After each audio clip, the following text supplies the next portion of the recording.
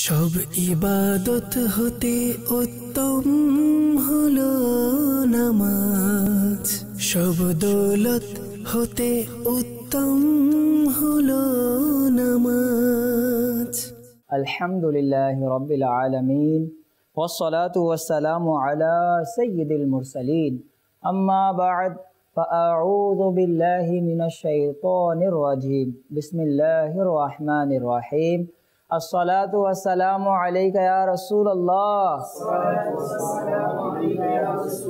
ওয়া আলা আলিকা ওয়া আসহাবিকা ইয়া হাবিবাল্লাহ। আসসালাতু ওয়াসসালামু আলাইকা ইয়া নাবিয়াল্লাহ ওয়া আলা আলিকা ওয়া আসহাবিকা ইয়া নূরাল্লাহ। মাদানী চ্যানেলের দর্শকবৃন্দ, পবিত্র মাহে রমজানের বরকতপূর্ণ সময়ে উপস্থিত হয়েছি মাদানী চ্যানেলের একটি গুরুত্বপূর্ণ অনুষ্ঠান, যার নাম হচ্ছে আসুন নামাজ শিখি। নামাজ দ্বীনের স্তম্ভ। আল্লাহর নবী সাল্লাল্লাহু আলাইহি ওয়াসাল্লাম বলেছেন, আস-সালাতু ইমাদুদ্দীন, নামাজ হচ্ছে দ্বীনের স্তম্ভ।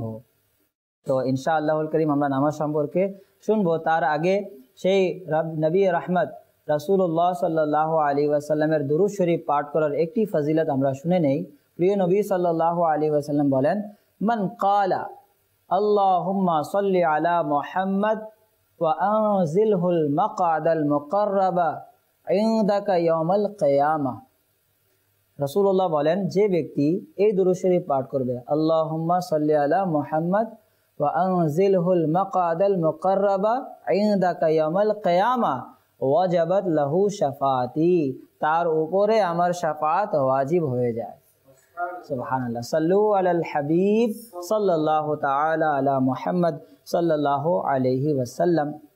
প্রিয় মাদানী চ্যানেলের দর্শকবৃন্দ, আলহামদুলিল্লাহ আজ্জা ওয়াজাল, পবিত্র মাহে রমজান আমাদের মাঝে চলমান। এই মাসের ফজিলত এর কথা কি বলবো। হযরতে সাইয়্যিদুনা আব্দুল্লাহ ইবনে মাসউদ রাদিয়াল্লাহু তাআলা আনহু থেকে বর্ণিত, প্রিয় নবী সাল্লাল্লাহু আলাইহি ওয়াসাল্লাম ইরশাদ করেন, রমজান শরীফের প্রতিটি রাতে আসমানে সুবহে সাদিক পর্যন্ত একজন ঘোষণাকারী ফেরেশতা এরূপ ঘোষণা করে। কি ঘোষণা করে? হে কল্যাণকামী, ইচ্ছাকে দৃঢ় করে নাও এবং আনন্দিত হয়ে যাও। আর হে অসৎ কর্মপরায়ণ, অসৎ কর্ম থেকে বিরত হও। আছো কেউ মাগফিরাতের আকাঙ্ক্ষী, তাকে মাগফিরাত দান করা হবে। আছো কেউ তওবাকারী, কেননা তার তওবা কবুল করা হবে। আছো কেউ দোয়া প্রার্থনাকারী, তার দোয়া কবুল করা হবে। আছো কেউ চাওয়ার, তার চাওয়া, তার হাজত পূরণ করা হবে।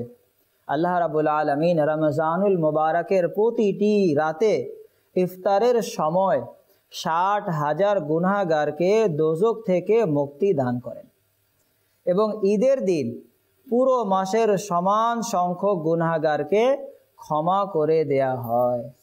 সুবহানাল্লাহ। তো মাদানী চ্যানেলের দর্শকবৃন্দ, মাহে রমজান কত মূল্যবান মাস, যে প্রতিটি রাতে আল্লাহ তাআলার মাসুম ফেরেশতা আসমান থেকে নিদা করে, আসমান থেকে তারা সাড়া দেয়। আছো কেউ কল্যাণকামী, আছে কেউ রিজিক চাওয়ার, আছো কেউ মাগফিরাত চাওয়ার, আছো কেউ তওবাকারী, যে তার তওবা কবুল করা হবে। তো এত পবিত্রতম মাসে যদি আমরা ঘুমিয়ে থাকি, তাহলে আমরা এই বরকতপূর্ণ জিনিস পাবো না। অবশ্যই ঘুম মানুষের দৈনন্দিন প্রয়োজনের মধ্যে একটি কাজ, কিন্তু মাহে রমজানে যদি আমরা চাই, তাহলে দেখেন আমরা সাহরির সময় তো উঠি, মাহে রমজানে সাহরি করতে আমরা উঠি, ওই সময় আমরা খাওয়া দাওয়া করতে করতে ফজরের সময় করে দেই। কিন্তু যে সময় আমরা উঠি না, ওই সময় হচ্ছে সাহরি টাইম, সুবহে সাদিক হওয়ার পূর্ব পর্যন্ত। ওই সময় যদি আমরা 2 রাকাত তাহাজ্জুদের নামাজ আদায় করি, এটাও করা সম্ভব। তো আমরা সাহরি করার উদ্দেশ্যে উঠবো তো, কিন্তু আমাদের আশা থাকবে যে মাহে রমজানে যেন প্রতি রাত্রে আমি তাহাজ্জুদের নামাজ আদায় করি। এটা হবে কিভাবে? যখনই আমরা সাহারিতে উঠব, প্রথমেই অজু করে 2 রাকাত তাহাজ্জুদ আদায় করে আল্লাহ তাআলার কাছে আমাদের গুনার ক্ষমা প্রার্থনা চাইব। কেননা এখানে ঘোষণা দেওয়া হচ্ছে, আছো কেউ মাগফিরাত কল্যাণকামী, তাকে মাগফিরাত দান করা হবে। মাহে রমজানে যদি আমাদের মাগফিরাত হয়ে যায়, তাহলে এর চেয়ে বড় কোনো উপহার আমাদের কাছে আর নেই। আর মাহে রমজানে দেখেন, প্রতি ইফতারের সময় 60,000 গুনাহগারকে দোজখ থেকে মুক্তি দান করা হয়। 60,000 প্রতিদিন ইফতারের সময়। আর এই যে 30 দিন 60,000 করে যে গুনাহ ক্ষমা হচ্ছে, এটা তো হবেই। এরপর যত সংখ্যক আসবে, এদের সকলকে গণনা করে আল্লাহ তাআলা আরও ততজনকে জাহান্নাম থেকে মুক্তি দান করবেন। আল্লাহু আকবার। এমন হচ্ছে মাহে রমজান, এর গুরুত্ব এত বেশি। আল্লাহ রাব্বুল আলামিন এই মাহে রমজান যাতে আমাদের নাজাতের উসিলা হয়ে যায়, এই মাহে রমজানে আমি যেন নেককার হতে পারি, এই মাহে রমজানে আমি যেন আল্লাহ তাআলার নৈকট্যতম বান্দা হতে পারি, আল্লাহ তাআলা সেই তৌফিক দান করুক। আমিন। আলহামদুলিল্লাহ আজ্জা ওয়াজাল। আমাদের নামাজের আহকাম, আসুন নামাজ শিখে অনুষ্ঠানে আমরা শুনছিলাম নামাজের ফরজ, নামাজের শর্ত আমরা শোনার সৌভাগ্য অর্জন করেছি। আজকে ইনশাআল্লাহুল করিম নামাজের ওয়াজিব কয়টি ও কি কি, এগুলো আমরা শেখার চেষ্টা করব। আর এই ওয়াজিব জানার পর যদি নামাজের মধ্যে কোনো ওয়াজিব ছুটে যায়, তাহলে সাহু সিজদা আমাদের করা ওয়াজিব হয়ে যায়। তো অনেকে সিজদা সাহু তো জানে যে সিজদা সাহু করতে হবে, কিন্তু নামাজের ওয়াজিব জানে না। তো নামাজের ওয়াজিব না জানলে সিজদা সাহু করবে কিভাবে? সিজদা সাহু কখন হবে? যখন তার ওয়াজিব ছুটে যাবে। তো নামাজের ওয়াজিব আমি জানি না, তো সিজদা সাহু আমার উপরে হলো কিনা আমি জানবো না। সুতরাং আগে আমাদেরকে ওয়াজিব জানতে হবে, নামাজের ওয়াজিব কয়টি। তো সুতরাং ফুকাহায়ে কেরাম বলেছেন যে নামাজের ওয়াজিব হচ্ছে 30টি। নামাজের ওয়াজিব কয়টি? 30টি। নাম্বার 1, তাকবীরে তাহরিমার মধ্যে আল্লাহু আকবার বলা। আমরা যে হাত তুলি, তো হাত তোলা না, আল্লাহু আকবার শব্দ বলা, এটি হচ্ছে কি? ওয়াজিব। আর তাকবীরে তাহরিমা হচ্ছে ফরজ, আর হাতকে উত্তোলন করার পর আল্লাহু আকবার বলা হচ্ছে ওয়াজিব। নাম্বার 2, ফরজ নামাজের তৃতীয় ও চতুর্থ রাকাত ছাড়া অবশিষ্ট সকল নামাজের প্রত্যেক রাকাতে আলহামদুলিল্লাহ শরীফ পাঠ করা ও সূরা মিলানো। ফরজ নামাজ যখন 4 রাকাত হয়, তখন 2 রাকাতে সূরা ফাতিহার পর অন্য সূরা মিলানো আবশ্যক। কিন্তু পরবর্তী তৃতীয় এবং চতুর্থ রাকাতে আমাদের উপরে সূরা ফাতিহার পরে অন্য সূরা মিলানো ফরজ না। কিন্তু ফরজ নামাজ ছাড়া, হোক নফল হোক সুন্নাতে মুআক্কাদা গैर মুআক্কাদা, ওই সময় 4টি রাকাতে সূরা ফাতিহার পর অন্য সূরা মিলানো ওয়াজিব। যদি কোনো ব্যক্তি ভুলবশত সূরা ফাতিহা পড়লো কিন্তু সূরা মিলাতে পারেনি, ভুলে গেল, সে সূরা ফাতিহা তো পড়েছে কিন্তু অন্য সূরা সে পড়েনি, নামাজের মধ্যে যদি সে তার মনে পড়ে যায় যে আমার একটি সূরা মিলানো রয়ে গেল, তখন তার ওয়াজিব ছুটে যায়। তা এখন তার উপর সাজদা সাহু করা ওয়াজিব। আলহামদুলিল্লাহ শরীফ সূরার পূর্বে পাঠ করা, এটা হচ্ছে ওয়াজিব। প্রথমে সূরা ফাতিহা পড়া ওয়াজিব। আলহামদুলিল্লাহ শরীফ ও সূরার মাঝখানে আমিন ও বিসমিল্লাহ ছাড়া আর কিছু না পড়া। সূরা ফাতিহা শেষ করলাম, আমিন, এরপরে বিসমিল্লাহ পড়বো, এরপরে অন্য সূরা মিলাবো। এই বিসমিল্লাহ এবং আমিন ছাড়া অন্য কিছু পড়া যাবে না। নাম্বার 5, কিরাতের পরপরই রুকু করা। কিরাত শেষ, এখন আমরা ভাববো না, এখন আমরা চিন্তা করব না, কিরাত শেষ সাথে সাথে রুকু করা হচ্ছে নামাজের ওয়াজিব। নাম্বার 6, এক সিজদার পর নিয়ম অনুযায়ী দ্বিতীয় সিজদা করা। তো 2টি সিজদা নামাজের মধ্যে করা হচ্ছে কি? ওয়াজিব। নাম্বার 7, তাদিলে আরকান অনুসরণ করা। তাদিলে আরকান কি? অর্থাৎ রুকু, সিজদা, কওমা ও জলসাতে কমপক্ষে একবার সুবহানাল্লাহ বলার সমপরিমাণ স্থির থাকা। এই মাসআলা খুবই গুরুত্বপূর্ণ প্রিয় ইসলামী ভাইরা, মাদানী চ্যানেলের দর্শকবৃন্দ, যে তাদিলে আরকান, রুকু হোক, সিজদা হোক, কওমা হোক। আচ্ছা, রুকু আমরা জানি, সাজদা আমরা জানি, কওমা কাকে বলে? কওমা বলা হয় রুকু থেকে যখন আমরা সোজা দাঁড়াবো না, এই দাঁড়ানোকে বলা হয় কওমা। আর জলসা কাকে বলে? 2 সিজদার মধ্যখানে যে আমরা বসি, এইটাকে বলা হয় জলসা। কি বলে? জলসা। তো রুকু, সেজদা, কমা, জলসাতে কমপক্ষে একবার সুবহানাল্লাহ বলার সমপরিমাণ স্থির থাকা হচ্ছে ওয়াজিব। আপনি রুকু থেকে দাঁড়ালেন, অনেকে দেখা যায় সম্পূর্ণ দাঁড়ায় না, দ্রুত কি সেজদার মধ্যে চলে যায়, তো মনে রাখবেন তার ওয়াজিব ছুটে গেল। কেন? রুকু থেকে সম্পূর্ণ সোজা হয়ে দাঁড়ানো, একবার সুবহানাল্লাহ বলার সমপরিমাণ দাঁড়ানো ওয়াজিব। যদি কেউ এভাবে না করে, দ্রুত সে সেজদায় চলে গেল, পরিপূর্ণ না দাঁড়ায়, তাহলে তার ওয়াজিব ছুটে গেল। ওয়াজিব ছুটে গেলে সাজদা সাহু তার ওয়াজিব হয়ে যাবে। তেমনইভাবে দুই সেজদার মধ্যখানে যাকে জলসা বলা হয়, ওই সময়ও আমাদের দেখা যায়, প্রায় দেখা যায় নামাজ এর মাসালা মাসাইল শিখার আমাদের সময় নেই। এক সেজদা করার পরে পরিপূর্ণভাবে বসে না, সেজদা করলো, সেজদা করার পরে তাড়াহুড়ো করে আবার সেজদা করে, সম্পূর্ণ পরিপূর্ণভাবে স্থির সে বসে না। তো মনে রাখবেন দু সেজদার মধ্যখানে স্থির হওয়া, একবার সুবহানাল্লাহ বলার সমপরিমাণ বসা ওয়াজিব। এই ওয়াজিব ছুটে গেলে সাজদা সাহু ওয়াজিব। দেখেন এগুলো আমরা লক্ষ্য করি, কিন্তু আমাদের মসজিদে আমরা লক্ষ্য করে থাকি নামাজের এত তাড়াহুড়ো, আল্লাহু আকবার, সবার জন্য সময় রয়েছে, নামাজ শেখার সময় নেই। কাদায় উলা ওয়াজিব যদিও নফল নামাজ হয়, মূলত নফল নামাজের প্রত্যেক 2 রাকাতের পরের কাদায় আখিরা, আর তা করা ফরজ। যদি কেউ কাদা করলো না এবং ভুল করে দাঁড়িয়ে গেল, তবে যতক্ষণ পর্যন্ত সেজদা না করে স্মরণ আসা মাত্র বসে যাবে এবং সেজদায় সাহু করে নেবে, এতে তার নামাজ হয়ে যাবে। যদি কেউ নফলের 3য় রাকাতের সেজদা করে নেয়, তবে 4 রাকাত পূর্ণ করে সেজদায় সাহু করে নেবে। সেজদায় সাহু এখনও এজন্য ওয়াজিব যে যদিও নফল নামাজে প্রত্যেক 2 রাকাতের পর কাদা ফরজ, কিন্তু 3য় অথবা 5ম এ নিয়মে যত রাকাত হয়, রাকাতের সেজদা করার পর কাদায়ে উলা ফরজের পরিবর্তে ওয়াজিব হয়ে গেল। অর্থাৎ আপনি 2 রাকাত নফল নামাজের নিয়ত করলেন, এখন 2 রাকাতে আপনার ছিল বসার, কিন্তু আপনি বসেন নি, আপনি ভুলবশত দাঁড়িয়ে গেলেন। ওই সময় যদি আপনার স্মরণ চলে আসে যে আসলে আমার তো বসার উচিত ছিল, তো যদি আপনি 3য় রাকাতের সেজদা না করে থাকেন, বসে যাবেন, বসে সেজদা সাহু করবেন, নামাজটা পরিপূর্ণ করবেন। আর যদি 3য় রাকাতের সেজদা করে ফেলেন, তো ওই সময় আর সেজদা সাহু এখন করবেন না, 4 রাকাত আর 1 রাকাত মিলাবেন এবং শেষে সেজদা সাহু করে নামাজটি পূর্ণ করবেন।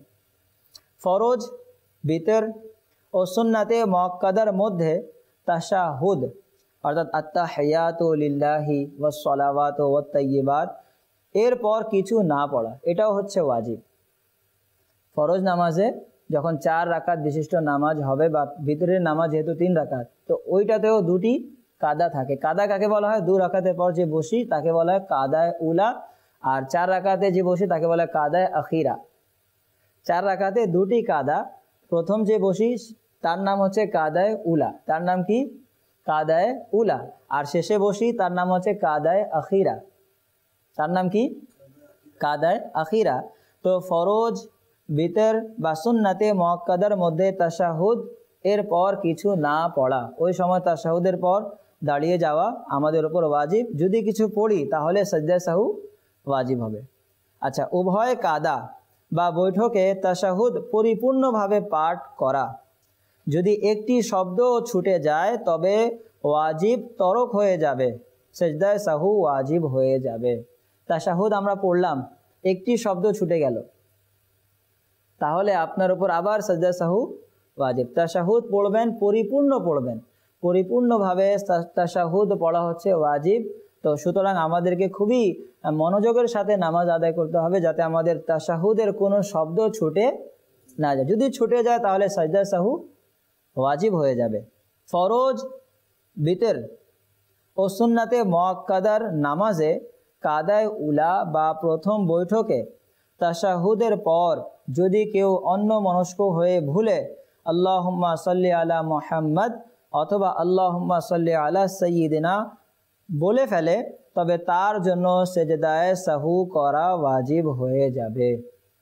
আর যদি ইচ্ছাকৃতভাবে বলে ফেলে তবে তার নামাজ পুনরায় আদায় করা ওয়াজিব হয়ে যাবে। দেখেন, আমরা অনেক সময় আমরা তো নামাজ আদায় করি, কিন্তু শয়তান আমাদেরকে পরিপূর্ণভাবে নামাজ আদায় করতে দেয় না। যতগুলো কল্পনা আমাদের নামাজে চলে আসে। তো 4 রাকাত বিশিষ্ট আমরা নামাজ আদায় করলাম, 2 রাকাতে বসার ছিল, বসলাম, আমরা তাশাহুদও পড়লাম, কিন্তু বিভিন্ন চিন্তাধারা থাকার কারণে আমার তাশাহুদের পর তাড়াতাড়ি ওঠা কি ছিল? ওয়াজিব। কিন্তু ভুলের কারণে, ভুলবশত আমি দুরুদ ইব্রাহিম, কারণ তাশাহুদের পর কি পড়তে হয়? দুরুদে ইব্রাহিম। তো আমরা পড়তে পড়তে অভ্যস্ত, তো অন্যমনস্ক হলে আমাদের মুখ থেকে কি বের হয়? দুরুদে ইব্রাহিম। তো এখন 2 রাকাতের পর আপনাকে দাঁড়ানো ছিল তাশাহুদের পর ওয়াজিব, আপনি ভুলবশত আল্লাহুম্মা সাল্লি আলা মুহাম্মদ অথবা আল্লাহুম্মা সাল্লি আলা সাইয়্যিদিনা বলে ফেললেন। এতটুকু বলার পরে আপনার স্মরণ আসলো যে আমার তো দাঁড়ানো আবশ্যক।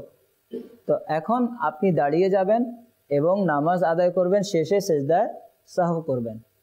আর যদি আল্লাহুম্মা সাল্লি আলা মুহাম্মদ শব্দটি পড়েননি বা আল্লাহুম্মা সাল্লি আলা সাইয়্যিদিনা শব্দটি বলেননি, তাহলে সাজদায় সাহু ওয়াজিব হবে না। আল্লাহুম্মা সাল্লি আলা মুহাম্মদ অথবা আল্লাহুম্মা সাল্লি আলা সাইয়্যিদিনা যদি বলে ফেলেন তাহলে একটু বেশি তাখির হয়ে যাবে, সেই কারণে সাজদায় সাহু ওয়াজিব হবে। আচ্ছা, এখন যদি কেউ ভুলবশত পুরো দুরুদ ইব্রাহিম পড়ে নিল, ওই সময় তাকে স্মরণ আসলো আরে আমার তো দাঁড়ানো ওয়াজিব, দাঁড়ানো আবশ্যক, স্মরণ আসলো, সে কি করবে? সে দাঁড়িয়ে যাবে, দাঁড়িয়ে তার 4 রাকাত নামাজ পূর্ণ করবে, শেষে গিয়ে সাজদায় সাহু করবে, তার নামাজটি শুদ্ধ হয়ে যাবে। আচ্ছা, উভয় দিকে সালাম ফেরানোর সময় আসসালামু শব্দটি উভয়বার বলা ওয়াজিব। আমরা বলি না আসসালামু আলাইকুম ওয়া রাহমাতুল্লাহ, আসসালামু আলাইকুম ওয়া রাহমাতুল্লাহ। তো আসসালামু আলাইকুম ওয়া রাহমাতুল্লাহর মধ্যে এই আসসালামু শব্দটি উভয়বার বলা ওয়াজিব, আলাইকুম শব্দটি বলা ওয়াজিব নয়, বরং সুন্নাত। ভিতরের নামাজে কুনুতের তাকবীর বলা। আমরা ভিতরের নামাজ আদায় করলাম, 3য় রাকাতে দাঁড়িয়ে গেলাম, সূরা ফাতিহা আদায় করার পর সূরা ইখলাস পাঠ করার পরে আমরা আরেকটি কি করি? তাকবীর দেই, আল্লাহু আকবার, দোয়ায়ে কুনুতের জন্য। তো দোয়ায়ে কুনুতের জন্যে আমাদের যে তাকবীর দেই আল্লাহু আকবার, এই তাকবীর দেয়া হচ্ছে ওয়াজিব। এই তাকবীর দেয়া কি? যদি আমরা ভুলে যাই, এই তাকবীরটি ভুলে যাই, তাহলে সাজদায়ে সাহু ওয়াজিব হয়ে যাবে। আচ্ছা, বিতরের নামাজে দোয়ায়ে কুনুত পাঠ করা এটিও ওয়াজিব। বিতরের নামাজে আল্লাহু আকবার বলাটাও ওয়াজিব, দোয়ায়ে কুনুত পড়াটাও ওয়াজিব। 2 ঈদের নামাজে 6টি তাকবীর বলা এটাও ওয়াজিব। ইমাম সাহেব তাকবীর বলছেন, সাথে সাথে আমাদেরকেও নিম্ন স্বরে তাকবীর বলতে হবে, এটা হচ্ছে নামাজের ওয়াজিব। 2 ঈদের নামাজে 2য় রাকাতের রুকুর তাকবীর এবং এই ঈদের তাকবীরের জন্য আল্লাহু আকবার বলা ওয়াজিব। প্রকাশ্য নামাজে ইমাম উচ্চ স্বরে কিরাত পড়া, এটা হচ্ছে ইমাম সাহেবের জন্যে, যেমন ফজর, মাগরিব, এশা, এই নামাজকে বলা হয় জাহরি নামাজ। কি বলা হয়? জাহরি, অর্থাৎ এই সময় ইমাম সাহেবকে উচ্চ আওয়াজে কিরাত করা ওয়াজিব। যদি ইমাম সাহেব উচ্চ আওয়াজে না করে, নিম্ন স্বরে করে, যাতে সেই শুনতে পায়, মুক্তাদি শুনতে না পায়, তাহলে ইমাম সাহেবের উপর সাজদায়ে সাহু করা ওয়াজিব। আর সিররি নামাজ অর্থাৎ জোহর এবং আসর, যাতে শোনা যায় না কিরাত, ইমাম সাহেব নিম্ন স্বরে করেন, তো ইমাম সাহেবকে নিম্ন স্বরে করা আসর এবং জোহরের নামাজে এটি হচ্ছে ওয়াজিব।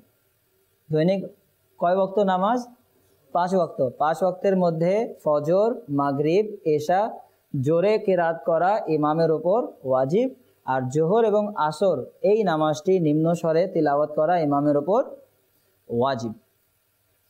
আচ্ছা, নীরবে কিরাতের নামাজে, যেমন জোহর আসরে নীরবে কিরাত পাঠ করা, প্রত্যেক ফরজ ও ওয়াজিবকে নিজ নিজ স্থানে আদায় করা, প্রত্যেক রাকাতে শুধু একবার রুকু করা। আমরা যে কোনো রাকাত পড়ি, 4 রাকাত পড়ি, 2 রাকাত পড়ি, তো প্রত্যেক রাকাতে একবার রুকু করা কি ওয়াজিব।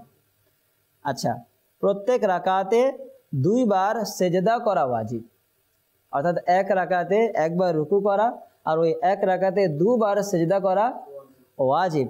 অনেক সময় দেখা যায় আমাদের চিন্তা অন্য জায়গায় থাকার কারণে আমরা এক রাকাতে একটি সিজদা করি ভুলবশত। আপনাদের সাথেও হতে পারে, এরকম হয়েছে দুর্ঘটনা। তো যদি স্মরণ চলে আসে, তো যেহেতু একটি রাকাতে দুবার সিজদা করা ওয়াজিব, আপনার স্মরণ চলে আসলো যে আমি একটা সিজদা করেছি, সুতরাং একটা সিজদা করা আপনার ওয়াজিব ছুটে গেল, আপনার উপরে সাজদা সাহু ওয়াজিব। সুতরাং নামাজ শেষে আপনি সাজদা সাহু করলে আপনার যে ক্ষয়পূরণ, তা যে ক্ষতি হয়েছিল তা ক্ষয়পূরণ হয়ে যাবে। 4 রাকাত বিশিষ্ট নামাজে তৃতীয় রাকাতে কাদা বা বৈঠক না করা, এটা হচ্ছে ওয়াজিব।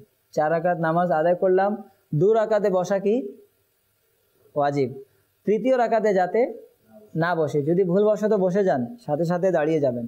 আর এই যে বসলেন আপনি, না বসাটা ওয়াজিব, বসে গেলেন, তখন আপনার উপরে সাজদা সাহু করা ওয়াজিব। কেন? তৃতীয় রাকাতে না বসা হচ্ছে ওয়াজিব। যদি বসে যান ভুলবশত, তাহলে নামাজ সাজদা সাহু করলে শুদ্ধ হয়ে যাবে। আর যদি জেনে বুঝে আপনি ওয়াজিবটি ছেড়ে দিলেন, তাহলে আপনার নামাজটা হবে মাকরুহে তাহরিমি, আপনাকে আবার নামাজ আদায় করতে হবে। সেজদার আয়াত পাঠ করলে তিলাওয়াতে সেজদা করা। আমরা নামাজ পড়ি তো অনেক সময় আয়াতে সেজদার আয়াত চলে আসে, তো ওই সময় সেজদা করা হচ্ছে ওয়াজিব। সেজদায় সাহুও ওয়াজিব হলে শেষ বৈঠকে সেজদায় সাহু আদায় করা। এখন সেজদায় সাহু ওয়াজিব হলো, তো সেজদায় সাহু করবে কোন সময়? শেষ বৈঠকে। আচ্ছা, নামাজের ভিতর 2টি ফরজ অথবা 2টি ওয়াজিব কিংবা ফরজ ও ওয়াজিবের মধ্যখানে 3 তাসবিহ পরিমাণ সময়, অর্থাৎ 3 বার সুবহানাল্লাহ বলার সমপরিমাণ দেরি না করা। 2টি ফরজ, কিয়াম করা কি নামাজের মধ্যে ফরজ, রুকু করা কি ফরজ। তো আপনার কিয়াম শেষ, আপনার রুকুতে যাবেন, এই সময়, এই যে ডিস্টেন্স, এই সময় যদি 3 বার সুবহানাল্লাহ বলার সমপরিমাণ দাঁড়িয়ে থাকেন, 3 বার সুবহানাল্লাহ বলার সমপরিমাণ দাঁড়িয়ে থাকেন, তাহলে আপনার ওয়াজিব ছুটে যাবে, সাজদা সাহু ওয়াজিব হবে। ইমাম যখন কিরাত পড়েন, চাই উচ্চ স্বরে হোক বা নিম্ন স্বরে, সর্বাবস্থায় মুক্তাদির চুপ থাকা। আমরা দেখি এলাকায় অনেকে আসে নামাজে, ইমামের সাথে মুক্তাদিও কি কিরাত করা শুরু করে দেয়। না, ইমামের কিরাত হচ্ছে মুক্তাদির কিরাত। এখন আপনি তাকে সব কিছু সুপর্দ করে দিয়েছেন, তার কিরাত হচ্ছে আপনার কিরাত, সুতরাং কিরাত না করা ওয়াজিব। যদি কেউ করে তাহলে সাজদা সাহু ওয়াজিব। কিরাত ব্যতীত সকল ওয়াজিব কাজ সমূহে ইমামের অনুসরণ করা। তো এটি হচ্ছে নামাজের 30টি ওয়াজিব। তো এগুলো আমাদের উপরে জানা ফরজ। যদি আমরা না জানি তাহলে আমাদের নামাজ আদায় তো করে নেব, কিন্তু যদি কোনো নামাজ এর মধ্যে আমাদের ওয়াজিব ছুটে যায়, তাহলে সাজদা সাহু করা ওয়াজিব হয়ে যাবে। তো আমরা এগুলো যা শুনলাম, এগুলো খেয়াল রাখবো, এগুলোকে মুখস্থ করে নেব এবং নামাজ আমরা সহি শুদ্ধভাবে আদায় করার চেষ্টা করব। আল্লাহ তাবারক ওয়া তাআলা সকল উম্মতে মুহাম্মাদিকে সহি শুদ্ধভাবে নামাজকে শিখার, নামাজ আদায় করার তৌফিক দান করুক, আমিন। আলহামদুলিল্লাহ, আমাদের এই অনুষ্ঠানে প্রত্যেক পর্বে একটি করে প্রশ্ন নেওয়া হয়। আসুন দেখি আজকে কি জানতে চাচ্ছেন। সাল্লু আলাল হাবিব সাল্লাল্লাহু আলা মুহাম্মদ সাল্লাল্লাহু আলাইহি ওয়াসাল্লাম। আসসালামু আলাইকুম রাহমাতুল্লাহ। আসসালাম। আমি মোহাম্মদ জাহাঙ্গীর আলম। হুজুরের কাছে আমার একটি প্রশ্ন, সেটি হচ্ছে মসবুক তার প্রথম রাকাতে সানা পড়বে কিনা? মসবুক কাকে বলে? আগে মসবুকের ডেফিনেশন আমাদের জানা আবশ্যক। মসবুক বলা হয় ইমামের সাথে, অর্থাৎ প্রথম তাকবীরে অংশগ্রহণ না করা। কোনো মুক্তাদি আসলো, কোন সময় ইমামের 1 রাকাত বা 2 রাকাত বা তৃতীয় রাকাত বা চতুর্থ রাকাত হয়ে গেল, সে সময় যদি কোনো ব্যক্তি অংশগ্রহণ করে, যার নামাজ রয়ে যায় ইমাম সাহেবের সালাম ফিরানোর পরে, তাকে বলা হয় মসবুক। এখন মসবুকের 1 রাকাত ছুটুক বা 2 রাকাত বা 3 বা 4, সে যখন নিজের রাকাত পূর্ণ করার জন্য উঠবে, তো প্রথম রাকাতে ওই মসবুক, যার নামাজটি ছুটে গিয়েছিল, যে কয়টি রাকাত হোক, তার প্রথম রাকাতেই সানা পড়বে। সে প্রথমে সানা পড়বে, এরপরে তাউজ অর্থাৎ আউযু বিল্লাহ, এরপরে তাসমিয়া, এরপরে সূরা ফাতিহা, এরপরে বিসমিল্লাহ, এরপরে অন্য সূরা মিলিয়ে সে তার নামাজটি পূর্ণ করবে। আল্লাহ রাব্বুল আলামিন আমরা যা শ্রবণ করেছি এর উপর নিজে আমল করে অপর মুসলমান ভাইদের নিকট এর গ্রান্টি, এই ইলমে দ্বীনের কথাগুলো পৌঁছে দেওয়ার সৌভাগ্য দান করুক। আমিন বেজাহি খাতামিন নবিয়্যিন সাল্লাল্লাহু আলাইহি ওয়াসাল্লাম। সাল্লু আলাল হাবিব সাল্লাল্লাহু আলা মুহাম্মদ। সব ইবাদত হতে উত্তম হলো নামাজ, সব দৌলত হতে উত্তম হলো নামাজ।